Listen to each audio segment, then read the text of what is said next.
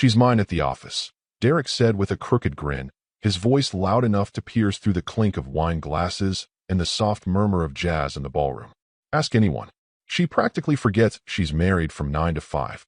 The laughter that followed hit like broken glass to the face. And the worst part? My wife laughed too. Not a polite chuckle. A full-throated, tilt-your-head-back cackle. The kind she used to save for our private jokes. That sound used to mean something. I didn't throw my drink. Didn't walk over. Didn't demand an apology. That would have given him what he wanted, confirmation. Instead, I set down my champagne flute, adjusted my cuff, and quietly walked out to the terrace like I just needed fresh air. I took out my phone, dialed a number I hadn't called in months, and said 4 words, ready to move forward. If you're wondering why I didn't explode, why I didn't make a scene, it's because I already knew. I knew about the texts he sent her during our anniversary dinner. I knew about the little joke gifts on her desk, the ones she called inside jokes. I knew about the Marriott receipts tucked in with our utility bills like a forgotten cigarette in a priest's robe. I'd spent months pretending to be oblivious, letting her build a wall out of lies while I quietly drafted the blueprints to tear it all down. And if you've made it this far, I need to ask, take a second and hit that subscribe button. More than 90% of people hear these stories and never do. But that one click, it helps my team keep exposing the things most people want to keep hidden. Back inside, they had moved on to posing for photos. Derek stood behind her, his hand a little too familiar on her waist. She didn't flinch. He leaned down and whispered something that made her grin, teeth and all. Then she turned and saw me standing at the doorway. Just watching. Not angry. Not sad. Just quiet. That's what scared her. Because when I'm quiet, I'm planning. And what I'd planned was going to make that little work husband nickname the last joke he ever told in this company. I wasn't a nobody. I wasn't just Dave, her husband. They never read my resume. They never asked about the small scar under my chin or why Elizabeth Kane, the keynote speaker for the night, paused her speech to give me a nod from the podium. Derek didn't notice. He was too busy drinking on the company's dime and basking in attention he didn't earn. But his boss did. His boss saw the nod. And that's when the foundation started to shift beneath them, so subtly they didn't realize it until it cracked. By the time dessert was served, I was already speaking to Elizabeth. Not in passing. Not as an admirer. We were seated at a small corner table, far from the clatter, far from the cameras. She leaned in. I leaned back. She smiled. I didn't. Her hand landed gently on my shoulder. Not flirtatious, not dramatic. Respectful. Familiar. Derek saw it. Saw everything. He nudged his manager, eyes flicking toward me like a nervous intern realizing he emailed a spreadsheet to the wrong distribution list. "We have a problem," he whispered. His boss raised an eyebrow. "What do you mean?" What he meant was that the man he had been mocking for 6 months, the invisible husband, the punchline, the awkward extra at company parties, was now in a quiet, intense conversation with the woman who personally signs off on every C-level hiring recommendation in their region.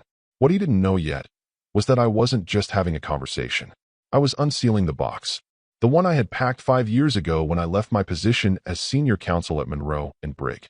The one I kept locked, not because I was done with power, but because my wife once asked me to let her have the spotlight for a while. So I did. I stepped back. Let her shine. Let her colleagues think I was just the guy who knew how to make a mean risotto and pick a decent bottle of wine. Now, that kindness was ammunition. And Derek? He had no idea I was about to use it. Derek wasn't a particularly observant man, but he knew when he was out of his depth. And that moment hit him like a crack in his wine glass. Silent at first, then spreading fast. He'd been riding high all evening, basking in the glow of his own arrogance, playing king of the office social ladder. But when he saw Elizabeth Kane, the Elizabeth Kane, lean in, nod thoughtfully, and place a hand on my shoulder, something in him shifted. Not just fear. Recognition. A predator realizing he's not at the top of the food chain after all. He muttered something to his manager. The guy was half drunk on Merlot and social climbing. "We have a problem," Derek said under his breath, eyes still locked on me like a man trying to remember where he buried the body. The manager blinked, clueless. "What do you mean?"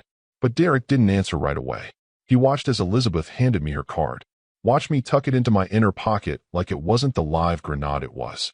His gaze darted around the room, trying to do the math, trying to figure out how the guy he thought was just a tag-along spouse ended up in a deep conversation with a woman who regularly rewrote hiring hierarchies for Fortune 500 firms. And me? I didn't even glance in his direction. That would have given him clarity. I preferred uncertainty. It's more corrosive. What Derek didn't know was that Elizabeth wasn't just an old colleague. She was the reason I'd once been offered partner at Monroe and Brigg before I turned it down. She taught me everything I needed to navigate executive politics, and more importantly, how to weaponize silence. When I called her earlier that evening, I didn't ask for a favor. I reminded her of one she still owed me. Something about a non-disclosure settlement from 2016 that could have ended her career. I covered for her. Saved her neck. She hadn't forgotten. So when she saw me at the gala, when I gave her the nod, she stood up mid-conversation and made her way to me like gravity itself had shifted. That wasn't a gesture. It was a signal. To Derek, it looked like small talk. To everyone else who mattered, it was a chessboard moving. My wife noticed too, though she pretended not to. I saw the way her laugh faltered, just slightly, when she caught us in the corner. Saw how her eyes narrowed, not with jealousy, but with calculation. She was trying to remember if she had ever mentioned Elizabeth to Derek. If the dots could connect. If the fuse was already lit. Meanwhile, Derek paced by the bar, suddenly too sober for his own comfort. He tapped at his phone, checking Slack, then company LinkedIn, then back to his manager again. Seriously, do you know who that guy is? The manager shrugged. She said he used to be an attorney or something. Did construction law, I think. That part always made me laugh. Construction law. It was the cover story I'd used for years. Simple, unglamorous, intentionally vague. It made me sound like the kind of guy who gets excited about cement mix ratios and zoning codes. People nodded and changed the subject. Exactly how I liked it. Back inside, the program had shifted. Speeches. Promotions. A toast to the exceptional growth the company had seen in Q2, while conveniently skipping the questionable bonus structure Derek had helped build.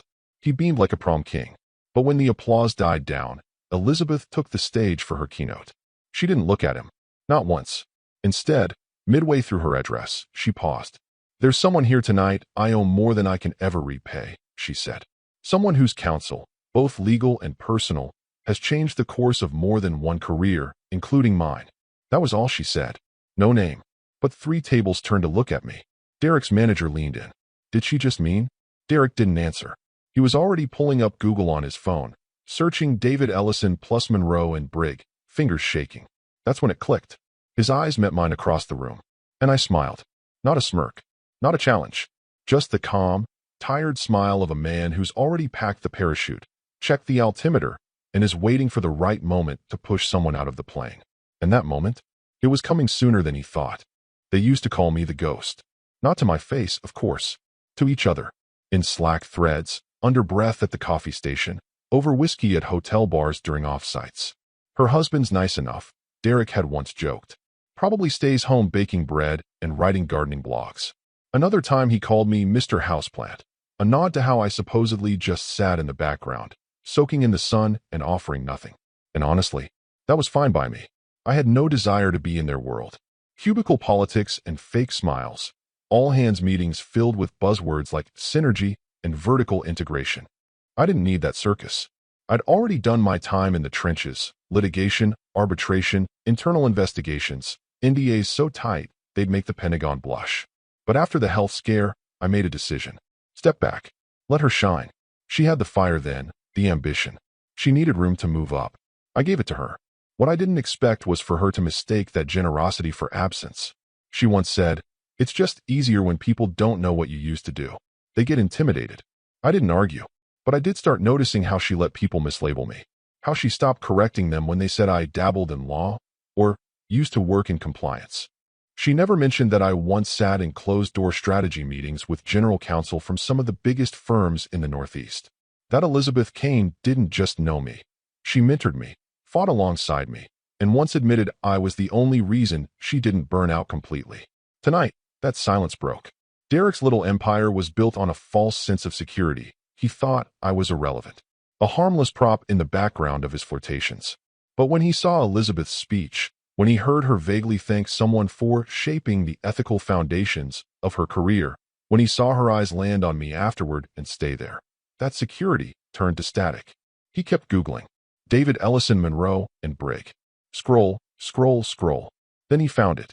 An archived page, still indexed by an old firm's website. A quote from Elizabeth. "No one understands ethical litigation strategy like David Ellison. He's the definition of quiet power." Quiet power. That phrase haunted Derek the rest of the night. His manager hovered behind him. What is it? Derek didn't respond. Just kept scrolling. Buried in the digital dust of old press releases and board filings was my name. Attached to compliance training manuals, executive policy frameworks, even a consulting white paper on misuse of corporate expense accounts. He read that last one twice. Meanwhile, I was having another glass of wine at the corner table. Alone. Watching. He looked like someone who had just realized the security camera had been on the whole time.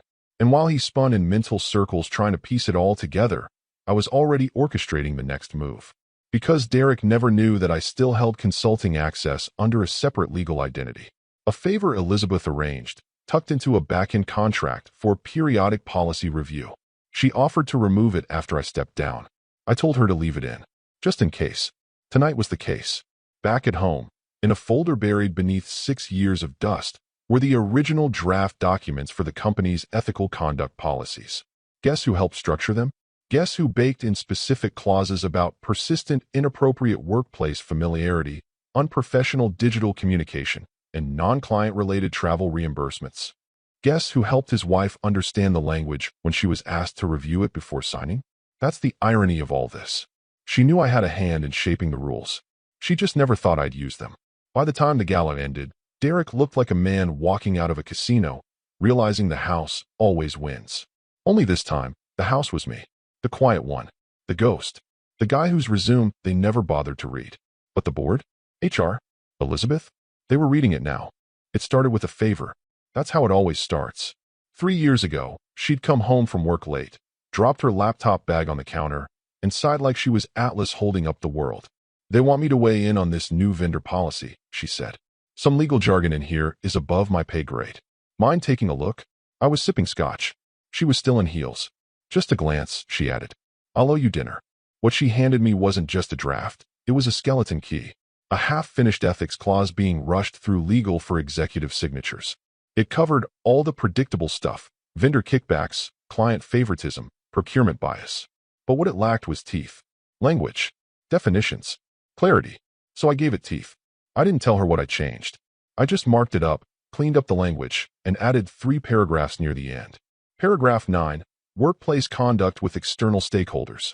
Paragraph 10. Internal professional boundaries. Paragraph 11. Clause on behavior likely to create perception of impropriety, specifically referencing non-client travel with employees of different rank without documented business need, and frequent personal communications on internal messaging platforms unrelated to task completion. She skimmed it. Wow, you're good at this, she said. I smiled and handed it back. Just trying to make your company better. She didn't know I kept a copy. Flash forward to now, Derek grinning with wine-stained teeth at the gala, calling her his in front of a crowd of colleagues. My wife not flinching, not correcting him. The fake familiarity, the lingering touches, the conference trips that somehow didn't match up to their itineraries. I let it all sit in silence like a pot on simmer. But now I turned up the flame. I didn't need spyware. Didn't need a hacker friend or keylogger. Just a locked drawer in my home office and access to publicly available reports, reimbursements, and my wife's carelessness. She'd once asked me to help her transfer photos off her work phone before she upgraded. AirDrop was too confusing, so she gave me the whole device. Just make sure nothing gets lost, she said. She had no idea what had already been found. Emails, Slack screenshots, an Uber receipt labeled client event from San Diego on a weekend where no client events were scheduled. 2 hotel charges posted 20 minutes apart, both under the company card, both for the same hotel, 2 rooms apart. One in Derek's name, one billed to hers. I printed them all, neatly, clean copies in a navy folder, labeled with the same precision she once mocked me for. Then came the messages. Can you book my room under your name again? Easier with your travel status. I'll pack your favorite wine. Don't forget the client development memo. I didn't need to add a single word of commentary. The context wrote itself. They'd underestimated the rules because they assumed no one was watching. But I wrote half the rules they were now violating. And the best part? The ones I didn't write, Elizabeth did. She texted me late that night after the gala. No greeting. No small talk. Just 3 words. I remember everything. The next morning, I began assembling the file. 1 section for expense violations. 1 for internal communication inconsistencies. 1 for possible HR-level misconduct under paragraphs 9, 10, and 11. Each section was color-coded, cross-referenced with dates, memos, signatures. I knew exactly how internal reviews worked. I'd helped design half their audit protocols. And most importantly, I knew which whistleblower protections were ironclad, which internal reporting structures bypassed legal, and how to present evidence that didn't look like a grudge, but a compliance concern.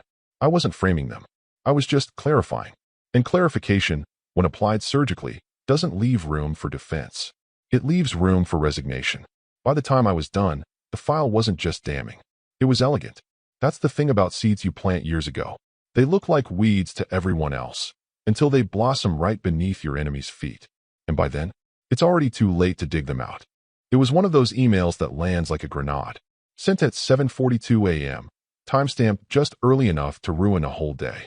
The subject line read, Inquiry on Mr. David Ellison. The sender? Marlene Hargrove, a board member with a reputation for devouring egos before lunch and filing the bones under governance review. She didn't waste time with pleasantries. Can you confirm the man you were with last night is the same David Ellison formerly of Monroe and Brig LLP? Elizabeth read it twice. Then once more for punctuation. She typed back one word, confirmed. She didn't need to ask why. She knew. From that moment, it was like someone flipped a hidden switch. The gala jokes dried up. The group chats went silent. No more memes about office spouses. No more gifs of Derek winking during Zoom calls. One by one, the smirks were replaced by side glances. HR buzzed like a hornet's nest behind closed doors. Conversations started being held in supply closets again, just like back in 2008 when the firm purged 3 managers during the quiet ethics cleansing. Derek showed up late to work the next morning. First time in months. His tie was wrong, creased at the collar, not fully tightened. He carried his usual swagger like it had a limp. He passed by 2 coworkers at reception and flashed a brittle smile. Rough night, one asked. Just tired, he said. That was a lie. The truth was, his manager had called him the night before. Brief, cold. HR wants to see you tomorrow. 9 a.m., don't be late. And now, 9 a.m. sharp, Derek stood outside the HR conference room, fiddling with his phone like it might save him. But no messages. No missed calls from her. His golden girl. His co-conspirator. His ally. She wasn't responding. He knocked. A pause. Then the door opened. The room was too bright. The chairs too symmetrical. 1 woman from legal. 2 from HR. 1 he didn't recognize. External counsel, maybe. The kind they brought in when things needed to be done by the book. They didn't even offer coffee. On the table sat a sealed envelope with his name typed in bold. Subject line, pending review, interpersonal misconduct allegation. He opened it slowly, hands shaking. Inside was a list of flagged interactions, dates, Slack screenshots, travel reimbursements, and a summary of the firm's ethics code violations, with several clauses bolded and cross-referenced. One of them referenced paragraph 10, internal professional boundaries. He looked up. It's ridiculous. We were just friends. Everyone jokes. The woman from legal cut him off. We're not discussing guilt today, Mr. Adams. This is a notice of formal review. Your administrative access is suspended pending investigation. Please surrender your badge before you leave the building. I didn't, he caught himself. Didn't what? Didn't expense hotel rooms under false pretenses? Didn't send flirtatious messages on a platform that's auto-archived? Didn't behave inappropriately with a married colleague whose husband, as it turned out, helped write the very clause now circling his professional throat? They didn't need his admission. They had the receipts. And now, they had the trigger man. Derek stood, pale, his bravado leaking out of him like a deflated mascot suit. He left the room without speaking. Walked fast, head down. People turned to watch, but no one said a word. Not in that hallway. Not when a man was walking the Green Mile and still pretending it was just a hallway. He pulled out his phone again and texted her. Call me. Now. What's happening? I think it's bad. Really bad. No response. Not then. Not 15 minutes later. Not by noon. Because her phone, resting face down on her desk, was buzzing too. But not with his messages. With a calendar invite. Subject, compliance review interview, Catherine Ellison. The circle was tightening. And now, it was her turn in the chair. She came home late. Not, traffic was bad, late, deliberately late. Like she'd sat in her car rehearsing her lines, telling herself this conversation would be her stage. The door opened with a practiced sigh. Keys dropped too loudly into the bowl by the door. I was sitting at the kitchen table, lights dimmed, same glass of scotch I'd poured 2 hours ago still untouched. She stood in the doorway like a prosecutor about to deliver closing arguments. "What did you do?" she asked, voice sharp enough to cut glass. I didn't flinch. I let the system you respect so much speak for itself. Her nostrils flared. "Don't play games with me." "I'm not," I said. "You already played them. I'm just letting the rules catch up." She walked over, heels echoing on the tile like a metronome ticking toward detonation. "This is because of him?" she hissed. "Because of a few jokes? Are you really that insecure?" Ah, there it was. The defense mechanism of cowards and manipulators alike. Reframe, belittle, deny. Insecure. I repeated. That's a funny word coming from someone who built her career off proximity to power and still thought sleeping with a middle manager would be an upgrade. That one landed. Her jaw tensed. "You're paranoid," she shot back. "You've always been jealous of my success. You couldn't handle me having a life outside your shadow." I stood and walked calmly to the desk drawer. Took out the folder I'd sealed earlier that day. No anger. No flourish. Just procedure. When I handed it to her, she didn't open it at first. Just held it like it might bite her. "What is this?" "Everything," I said. Inside were bank statements. Copies of transfers showing the separate accounts I'd moved my income into 6 months ago. A notarized letter severing financial interdependence. Credit card statements showing 0 shared purchases for the past quarter. A quitclaim deed, already signed, releasing my name from the home she claimed as her territory. And on top, a letter, cleanly typed, dated. No emotion in the wording, just finality. This letter serves as formal notice of the dissolution of all shared financial obligations between myself, David Ellison, and Catherine Ellison, effective immediately. She finally opened it.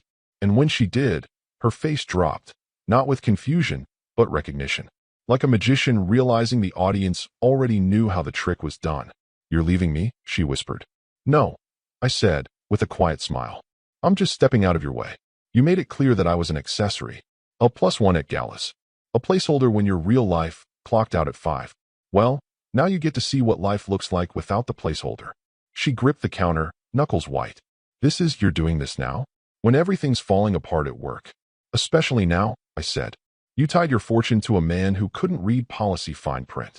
That's not my problem." Her voice cracked. "You can't just walk away." "I can, and I am. But not before I make sure I'm not collateral damage in whatever this implosion becomes." She slumped into a chair, folder open in her lap, reading through each document like she was flipping through a book she didn't write, but whose ending she hated. And then, barely above a whisper, "Why didn't you just talk to me?" I looked at her for a long moment. "Talk to you? When you were too busy laughing at jokes made at my expense. When your loyalty evaporated the second someone made you feel seen in a conference room."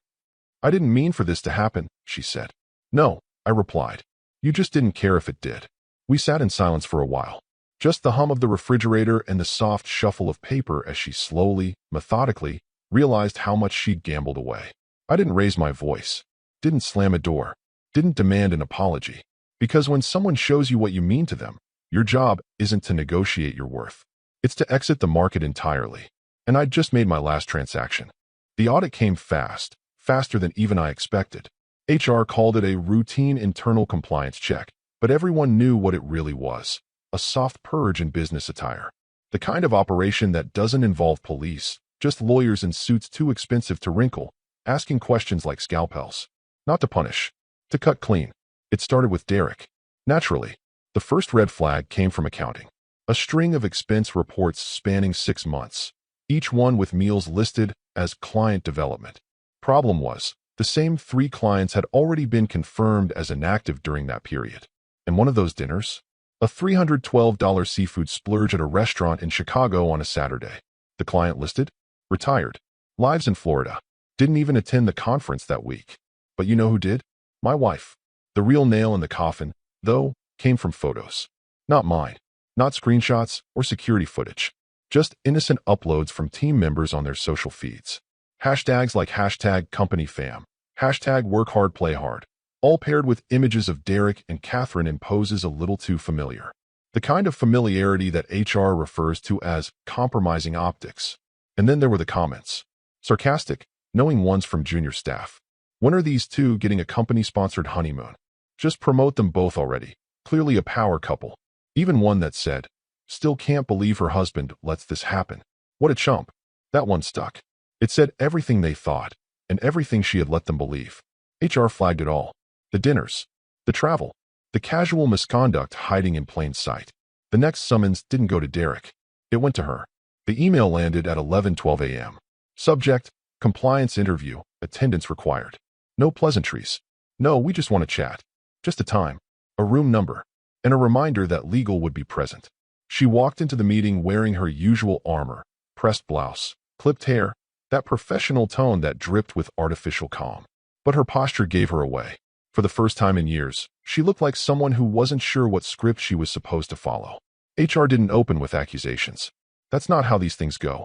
Instead, they laid out patterns, questioned dates, cross-referenced conference attendance with her calendar, asked her why she booked duplicate hotel rooms under separate accounts, why her travel card was used twice in the same location on weekends labeled as personal. And then came the kicker. This isn't just about Mr. Adams, said the HR head, flipping a page like it was just another day in the office. We've noticed discrepancies on your side as well. That's when the silence hit. You could hear her breath catch. Not loud, just enough to confirm what they suspected. She'd hoped they would stop at him, that she could play innocent. The helpful coworker who maybe blurred some lines. The victim of a charming manipulator. But they weren't buying it.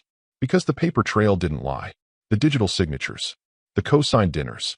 The late-night Slack messages that started on project updates and ended with inside jokes about hotel minibars. She tried to explain. There was no intent to deceive. It was just convenient. He offered to manage the reservations, and, "Did you benefit personally from any of these arrangements?" One of the legal reps asked flatly. I didn't think of it that way. But it didn't matter what she thought. Because what she was learning, in real time, is that intention isn't always the deciding factor. Perception is. And the perception now? She wasn't just adjacent to the mess. She was the mess. When she walked out of that room 47 minutes later, the hallway seemed longer. The stairs less friendly. No one said hello. No one offered a smile. The work wife, who used to hold court at happy hour, now she couldn't get eye contact. And Derek? He hadn't texted her once. Isolation doesn't announce itself with drama. It just settles in. One missed meeting at a time. One unanswered email. One teammate suddenly too busy for lunch. And as for me, I didn't say a word. She was finally feeling what I'd been living with for months. And we were only halfway down the slope. The moment the COO found out who I was, the energy in the entire building shifted. Not in a dramatic way. No slamming doors, no shouting matches. Just the kind of deep, sudden stillness that only happens when everyone simultaneously realizes they've miscalculated badly. It happened in a Tuesday morning executive meeting. Routine, supposedly. Weekly agenda, performance projections, risk audits. The kind of thing most execs sleepwalk through while pretending to care about departmental KPIs. But then Marlene, the same board member who'd emailed Elizabeth, spoke up. "Before we move on," she said, flipping her tablet around, "a clarification. Can someone explain why no one informed leadership that the individual named in this ongoing misconduct review, David Ellison, is married to Catherine Ellison?" The room went quiet. The COO, James Whitaker, blinked. "David Ellison? As in Monroe and Brigg?" Marlene nodded. "As an ex-senior counsel, consultant, and, incidentally, one of the original legal architects of our internal compliance protocols." Another silence. Heavier this time. Whitaker looked around the table. Why didn't anyone tell me David Ellison was her husband? Someone near the end of the table, a junior exec from marketing, mumbled. He introduced himself as just Dave at the last charity event. Said he used to work in construction law, I think.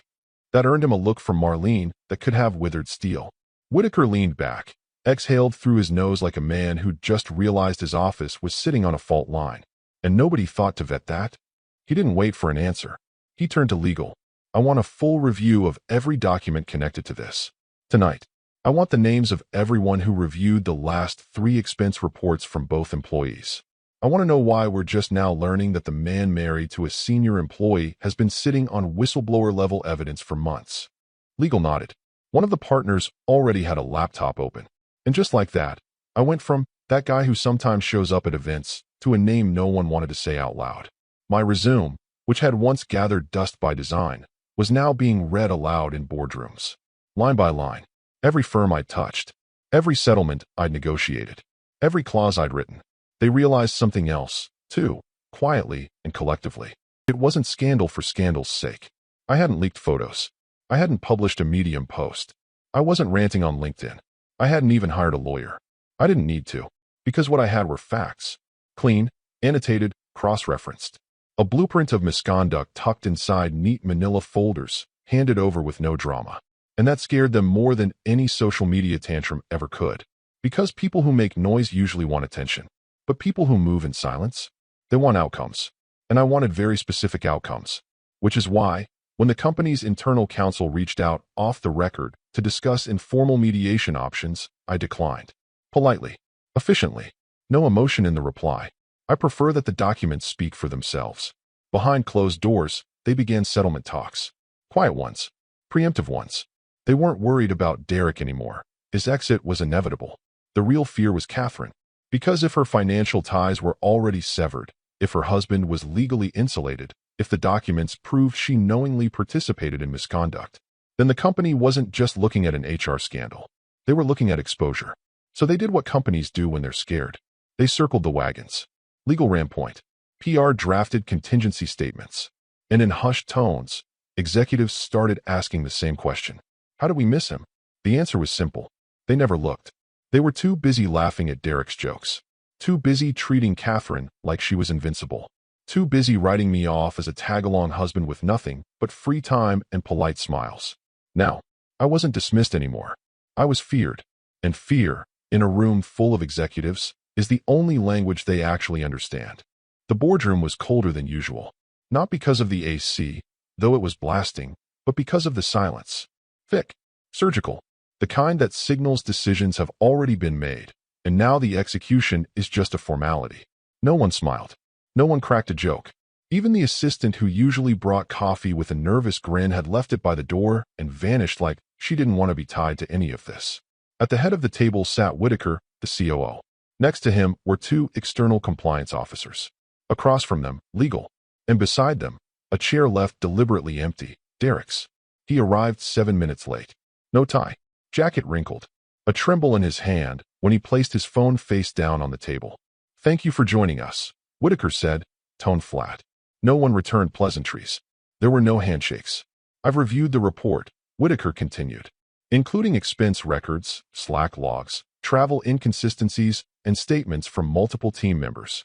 Derek opened his mouth to speak, but a glance from one of the legal advisors shut him up. "We're not here to debate facts," she said. That's when the HR director slid a white envelope across the table toward Derek. "Your resignation. Pre-drafted. Severance offer included. Signing is voluntary, but refusal triggers an immediate ethics board inquiry." He didn't reach for it, just stared. "Catherine?" Whitaker asked. She was already seated, but looked like she might fall out of the chair. Not dressed for this. Not in the bright blazer she'd once called her power move armor. "No mascara today. Just foundation and fear. We're placing your title on administrative hold," he said.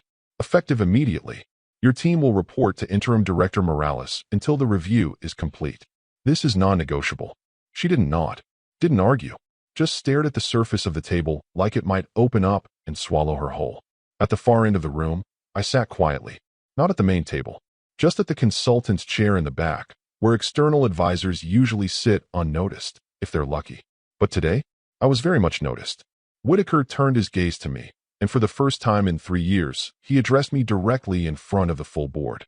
We should have paid more attention. I didn't smile, didn't gloat. I just met his eyes and replied, calm and dry. "You're not the only ones who didn't." And that was the kill shot. Not a threat, not a victory lap, just a truth that landed harder than any accusation. Because everyone in that room understood what I meant. Catherine hadn't paid attention either, not to the man beside her, the one she left off invitations and out of conversations. She didn't notice when the shared credit cards stopped syncing, when my name vanished from her travel insurance, or when my LinkedIn reactivated quietly after 5 years of silence. She didn't ask why I'd booked a business class ticket alone to New York last month, or why I came back with a new consulting agreement from Kane Strategic Advisors, signed and sealed by Elizabeth herself. She didn't see any of it, until it was too late.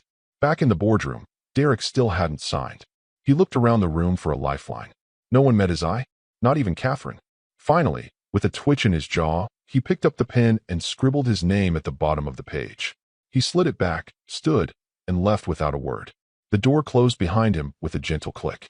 That was all. No outbursts. No meltdown. But his career? Already a smoldering ruin. Catherine sat motionless. And me? I quietly collected my folder, nodded once, and left the room. Not a hero. Not a villain. Just the man no one saw coming until he held the whole deck in his hands. The call came at 10:04 p.m. I saw the name flash across my screen, Catherine, mobile, and let it ring until the last second before answering. Not because I was unsure, just because silence unsettles people like her. Makes them second-guess how much power they ever actually had. Her voice was cracked, like it had been doing battle with tears for hours. "David," she said. Just my name. Like that was enough to rewind a year of betrayal. I didn't say anything. Let her fill the void. "I lost everything," she whispered. "Everything." Still I waited. "My title's gone. They're putting me on a formal leave. No pay. No exit package. HR said the review will take months. The board won't even speak to me without counsel present now. And Derek," she laughed, dry and broken. "He's disappeared. Stopped returning my calls. My God, I don't even know where he's staying." I could picture it perfectly. Her sitting in the home we used to share, surrounded by framed conference photos and empty glasses. The silence in that house louder than any apology she could muster. "You were willing to lose me for a fantasy," I said finally. "Now you've lost the fantasy too." She inhaled sharply like that line hit her chest. Like she hadn't fully realized until this moment that the fire she helped start had burned every possible exit. "I didn't mean." "You did," I said. "You just thought no one would ever call you on it. That I'd keep being the quiet husband in the corner while you played office queen and passed me over for a man whose idea of power was billing lobster under client development." "I made a mistake," she said, her voice shaking. "Please, David, tell me what I'm supposed to do." I almost felt something. Pity maybe. But it passed. "Clean up," I said. "Alone. Like you wanted." And I hung up. No screaming. No last jabs. Just the final dial tone of a chapter one had closed long before she realized the book was ending. That same hour, on the other side of town, Derek received his letter. Official. Stamped. Delivered by courier. From the National Ethics Oversight Committee. 3 pages of findings. Violations. Witness statements. Financial misconduct. Unprofessional conduct across 3 separate incidents. Final line, bold and clean. "You are hereby barred from future employment in any firm bound by our professional conduct agreements, effective immediately." No appeals. No mercy. Just black ink and the end of a career he built on arrogance and assumption. I didn't see his reaction. Didn't need to. The outcome was already part of the plan. Meanwhile, my plane was boarding. A red-eye to Seattle. Quiet flight. A new city. A new contract. Elizabeth had offered a strategic advisory role, part-time, high pay, 0 visibility. Just the way I liked it. I walked through the terminal calmly. No calls to make. No bags to drag behind me. My new apartment was already waiting. Utilities set. Keycode texted 2 days earlier. My consulting retainer wired and cleared. All of it done without drama. Without vengeance porn. No messy online post. No tell-all email chain. Just clean exits. And wreckage I didn't bother to look back at. The world behind me, burned and silent. But ahead, a quieter life. And this time, no one would mistake my silence for weakness again.